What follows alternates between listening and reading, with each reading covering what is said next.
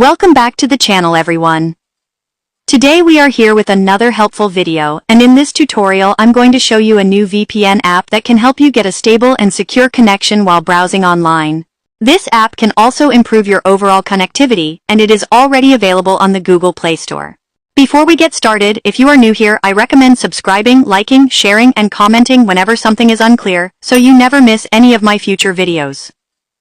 Now let's begin. First, open the Google Play Store. This is where you can easily search for and download Android apps. In the search bar, type the name of the VPN, Fix Tunnel VPN. This app is designed to give you a fast and secure internet connection. From the list of results, select the correct app by checking the name and icon. Once you identify it, tap on it. After that, install the VPN on your device. When the installation is complete, tap the Open button so we can begin the setup process.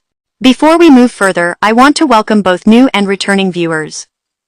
On this channel, we share apps and tutorials that help you stay safe and maintain a good connection while browsing online. Now let's open the app. When you reach the home screen, you'll need to make a few simple settings so the VPN works properly. The first step is to tap on the three lines at the top. From the menu that appears, select Server Status. This refreshes the app's resources so you can get the best performance while using it. Next, tap the Country Network box. In the search bar, type UDP, since today's video focuses on using UDP. If your country doesn't support UDP, you can look for another network name in the list, and if nothing matches your country, the All-Country UDP option can also work well. For this video, I'll select Uganda Air UDP as the example.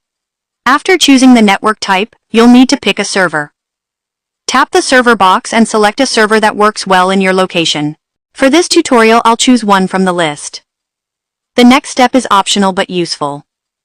If you ever run out of time while using this VPN, tap the Add Time button to extend your usage without interruption. Once everything is set, the final step is to tap the Start button to connect. As you can see, the VPN has connected successfully.